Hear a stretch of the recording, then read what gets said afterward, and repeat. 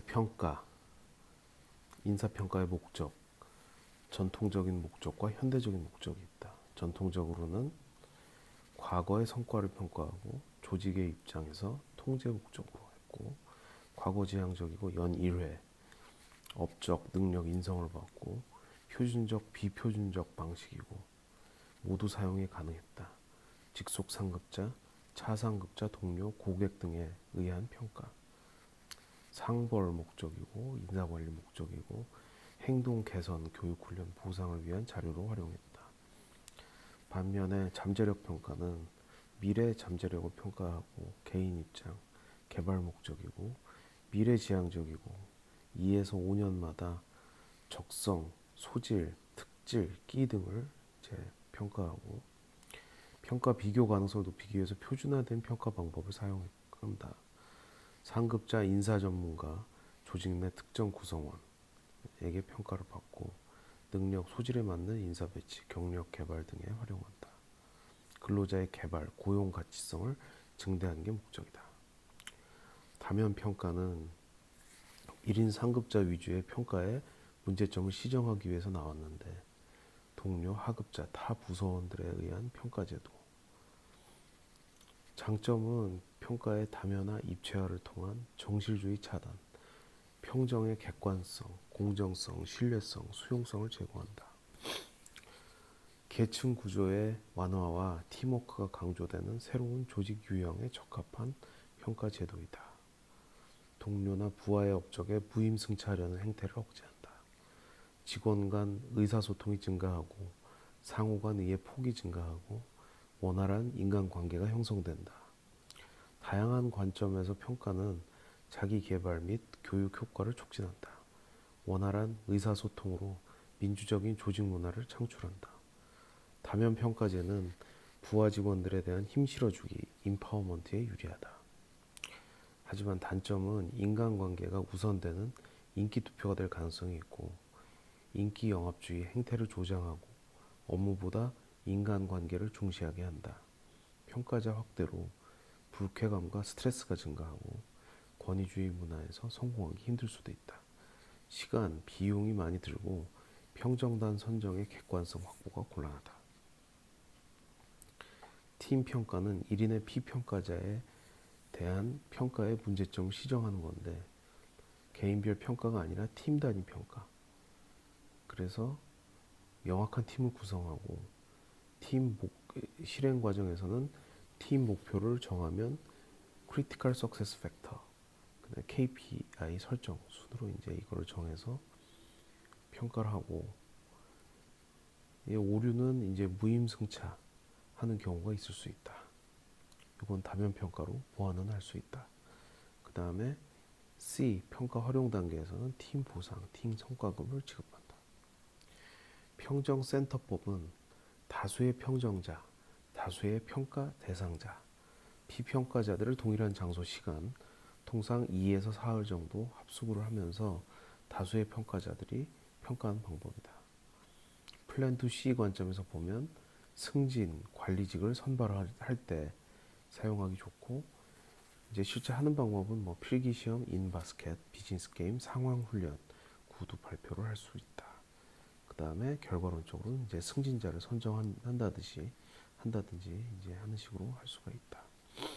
평가 내용과 평가 방법 면에서 인사평가의 내용은 행위자 지향인 경우에 인성에 대한 평가. 이게 이제 간단하고 신속하고 저렴하긴 한데 행위 평가가 부족하고 결과 성과 평가를 못하고 주관적 자의적 평가가 이루어진다. 평정적 오류가 높다. 그 다음에 행위 지향, 행동 지향을 하게 되면 이것은 직무 성과에 직결된 중요 사건을 직원들의 참여, 합의로 선정하고 평가하는 방법이다. 그래서 핵심 사건 기록법이 있고 행위 기준 평가법 BARS가 있고 요거는 핵심 사건 기록법 플러스 도표식이다. 그 다음에 행위 빈도 고과법 BOS 요거는 BARS 플러스 도표식이다.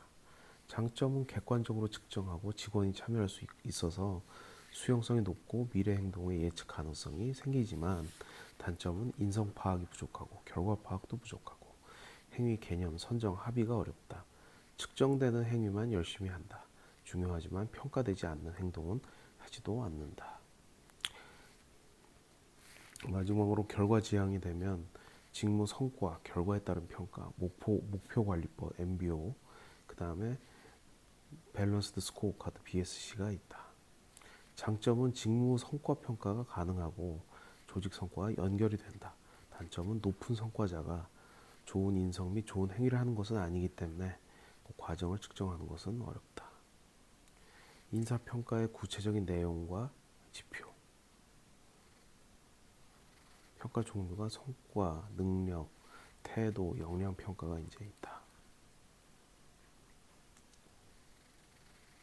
등급 부여하는 방식이 상대평가가 있고 절대평가가 있는데 상대평가는 서열법, 강제 할당법, 소극적인 목적에 활용하고 상대적으로 객관적인 실적 목표를 많이 측정한다. 절대평가는 체크리스트, 서술법, 상대평가에서 절대평가로 전환하는 것이 현재 트렌드다. 그 다음에 BARS, Behaviorally Anchored Rating Scales, 행위 기준 고가법, 중요 사건 기록법, Critical Incident Method와 평정 척도법을 결합한 거다. 그래서 이렇게 생겼고 이 중에 하나를 찍게 돼 있는데 평정 대상자의 행태를 가장 대표할 수 있는 난에 체크를 하게끔 이제 돼 있다. 반면에 BOS, Behavioral Observation Scale, 행위 관찰 척도법, BARS와 도표식 평정을 이제 결합한 형태인데 이제 의사소통을 예를 들면 평정 요소가 부하 직원과의 의사소통이라면 평정 항목이 쫙 나오면 항목별로 점수를 매기게 돼 있다. 빈도에 따라서. MBO, 피터 드러커, 로크의 목표 설정 이론의 구체화, 과정, 부하 참여, 상관 대화, 협의. 그래서 내용은 텐저블하고 계량적이고 단기적이고 가측적이어야 한다. 목표 설정, 자율 집행, 평가의 순서대로 운영이 되고 목표 설정은 스마트 원칙에 따라서 스페시픽, measurable, achievable, result oriented, time bounded. 그 다음에 밸런스드 스코어 카드는 과거 평가의 문제점을 해결하기 위해서 나온 건데 이제 내부 위주, 과거 위주, 결과 위주, 재무 위주였던 거를 외부, 미래, 그 다음에 결과, 비재무의 이제 요소들이 들어가게 한 거다. BSC는 재무, 고객, 과정, 학습과 성장 관점에서 이제 평가를 하게 돼 있다. 평가 요소는 재무 관점에서는 투입과 산출에 대한 재무적 성과를 평가하고 고객 만족, 품질, 사이클 타임, 종업원 동기부여 등 개선 효과를 본다. 평가 지표는 투자 수익률, 경제적 부가가치, 수익성이 있다. 고객 관점에서는 고객 서비스에 대한 비전을 고객들의 주요 관심사항을 반영해서 구체적인 성과 지표로 제시하고 평가한다. 그래서 시장 점유율, 고객 수익성, 고객 만족도를 본다. 과정 관점에서는 투입 요소를 산출물로 변환시키는 내부 프로세스의 점검 및 재설계를 통한 조직의 경영 개선 효과를 평가하는 것인데 이건 프로세스 타임, 프로세스 품질, 프로세스 원가를 본다. 학습과 성장 관점에서는 구성원의 교육 훈련을 통한 조직의 가치 창출, 성과 증대를 보는 거고 연구 개발비 증가율, 종업원 만족 지수, 교육 훈련 일수 등을 측정한다. 그래서 BSC는 비전 정립하고 크리티컬 석세스 팩터 선정하고 스트래터지 맵을 완성하고 나면 KPI가 개발되는 수순으로 진행이 된다. 자, 이제 평가 오류가 있는데 개념 중요성은 실제 값과 측정 값의 차이. 그래서 평가의 신뢰성, 수용성에 영향을 주는데 종류는 상동 오류, 상관 오류, 근접 오류, 귀속 오류, 대비 오류, 후광, 효과, 분포 오류, 투사 오류가 있다. 피평가자 오류는 평가에 대한 편견, 성취 동기 차이, 투사, 지각 방어가 있다. 기타 평가 제도 조직 문화에서 비롯되는 것은 불분명한 목적, 특정인 징계 목적으로 이제 실행할 때도 직무 목적 미실시, 비공개. 그 다음에 이 피드백 과정에서 평가 부분에서 활용이 부족한 경우. 바람직한 인사평가의 기준은 전타, 신수, 실효난인데 전략성, 전략 목표의 달성 여부, 전략 경영 실시, 미비전, 구체화, 전략적 평가 내용, 방법 구현하는 거. 타당성은 평가 내용의 정확성, 목적별 곡과 직무 분석 실시.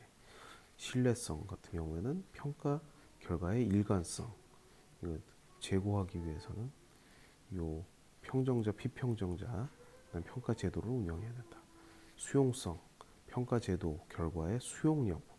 실용성, 평가 제도의 비용과 편익, 변별력, 그리고 난이도, 민감도, 객관도.